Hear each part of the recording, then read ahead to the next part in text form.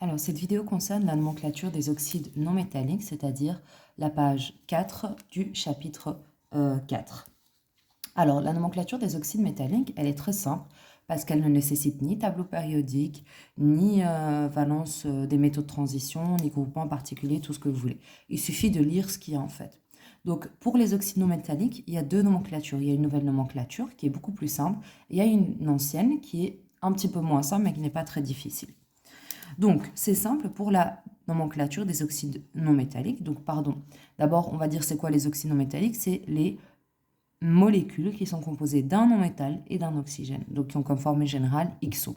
Alors, c'est simple, on nous dit qu'il faut mettre un préfixe devant l'oxyde, 2, et puis préfixe devant le nom du non-métal. Donc, c'est simple, pour les préfixes, il y a 8 ici, d'accord? On pourrait avoir 10 si vous voulez, mais on va pas dire tous les préfixes, ça ne sert pas à trop grand-chose. Donc, pour 1, c'est mono. Attention, mono n'est utilisé que devant le terme oxyde. Par exemple, monocarbone, monoazote, ça n'existe pas. Pour 2, c'est di. Pour 3, c'est tri. Pour 4, c'est tétra. Pour 5, c'est penta. Pour 6, c'est hexa.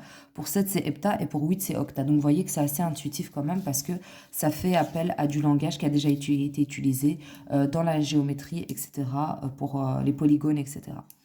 Donc, c'est simple. Il suffit de lire en fait ce qu'on voit. Donc, comme je vous ai dit, la chimie, ça se lit de droite à gauche.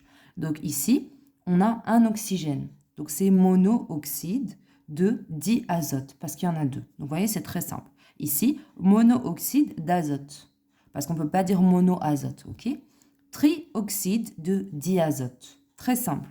Dioxyde d'azote, tétraoxyde de diazote, pentaoxyde de diazote, trioxyde de soufre, heptaoxyde de dichlore. Donc la seule chose qui est nécessaire, c'est de connaître le nom des symboles atomiques en réalité. Donc c'est très simple.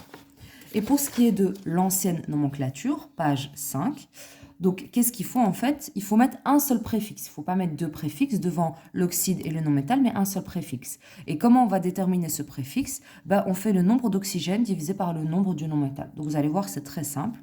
Donc qu'est-ce que je fais? Par exemple, pour celui-là, moi, comme je lis de droite à gauche, je prends le premier préfixe divisé par le deuxième préfixe, tout simplement.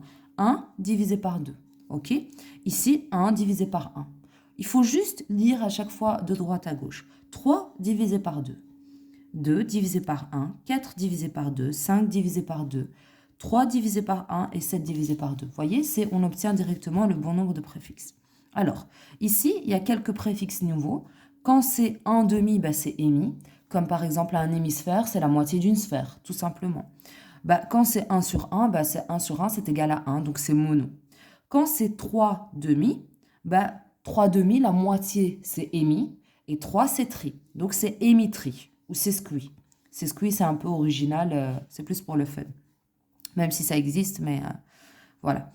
Donc, quand vous avez 4/2, 4/2, c'est la moitié de 4. Donc, c'est émis tétra. Vous voyez que c'est quand même assez intuitif finalement. 5/2, c'est la moitié de 5, donc c'est émis penta. Donc, finalement, le seul truc nouveau un petit peu, c'est ce émis là. D'accord? Émis, ça veut dire la moitié. D'accord? Quand c'est la moitié de 1, c'est juste émis. Quand c'est la moitié de 2, non, j'allais dire la moitié de 2. Ça n'existe pas, ça. La moitié de 2, pardon, c'est 1. Donc, ça va faire mono. Mais si, par exemple, vous avez la moitié de 4, ça va être émis tétra, etc., etc. OK? Donc, c'est parti. Comme d'habitude, on commence toujours par d'abord nommer les molécules. Et ensuite, on va faire la formule des molécules. Donc, c'est parti ici. Donc, ici, on va d'abord faire la nouvelle nomenclature parce qu'elle est vraiment super simple. Donc, qu'est-ce qu'on lit ici? Dioxyde d'azote. Donc, on écrit dioxyde d'azote. Alors, pour ce qui est de l'ancienne nomenclature, qu'est-ce qu'on a? On a 2 divisé par 1. 2 divisé par 1, ça fait 2. Donc, finalement, c'est toujours aussi dioxyde d'azote. Donc, vous allez voir que parfois, la nouvelle et l'ancienne nomenclature, c'est exactement la même chose. OK? Donc, on continue ici. Ici, on a un oxyde. Donc, monooxyde de, on ne peut pas dire monocarbone, donc c'est monoxyde de carbone. Donc, on va écrire monoxyde de carbone. Donc, vous voyez que c'est assez simple. Et pour ce qui est de l'ancienne nomenclature, on va vérifier si c'est bien la même. Donc ici, j'ai 1 divisé par 1. Donc 1 divisé par 1, ça fait toujours 1, donc c'est toujours monooxyde. ici, j'ai 5 oxygènes, donc ça me fait pentaoxyde de diphosphore. On peut dire pentoxyde ou pentaoxyde, hein, c'est la même chose. Pentaoxyde de diphosphore. On va vérifier avec l'ancienne nomenclature. Pour ce qui est de l'ancienne nomenclature, c'est 5 divisé par 2. 5 demi. La moitié de 5, c'est hémipenta. Donc, l'ancienne nomenclature, ça va être quoi? Ça va être hémipenta oxyde de phosphore. Donc, on met un préfixe que devant le oxyde, en fait. D'accord? Et puis, on a fini. Maintenant, on va passer à comment faire la formule moléculaire à partir du nom. Donc, moi, ce que je fais déjà, c'est que j'entoure d'une certaine couleur les préfixes, comme ça, je les vois bien. Donc, le préfixe ici, ben, en fait, c'est tout ce qu'il y a devant le oxyde ou tout ce qu'il y a devant le nom du non-métal. Donc, ici, j'ai quoi? J'ai hémipenta. Déjà, si j'ai hémipenta, je sais très bien que c'est l'ancienne nomenclature, mais croyez-moi, ça ne va rien changer. Ici, ben, devant le oxyde, j'ai sesqui. Après, j'ai rien devant l'azote. Et ici, ben, devant le oxyde, j'ai tri. Et puis, j'ai rien devant le soufre. D'accord? Hémipenta, ça veut dire que c'est 5 demi, la moitié de 5. Donc déjà, c'est un nom de l'ancienne nomenclature. Donc, bah, qu'est-ce que je fais? J'écris 5 demi, ici. D'accord? J'oublie un peu mon préfixe. J'écris oxyde d'iode, comme d'habitude. Oxyde d'iode, de droite à gauche, comme j'ai l'habitude. D'accord? Et ensuite, qu'est-ce que je fais? Comme je sais que la division se fait de droite à gauche, c'est le nombre de droite divisé par le nombre de gauche, ben, j'écris tout simplement mon premier chiffre et mon deuxième chiffre ici. D'accord? Très simple. Donc, de haut en bas, de droite à gauche. OK? Donc, vous voyez que c'est très simple. Ici, dioxyde. Ah, pardon, j'ai oublié d'entourer le préfixe de celui-là. Donc, devant oxyde, il y a di, et puis devant carbone, il n'y a rien. Donc, j'écris d'abord ma formule, pardon, oxyde de carbone.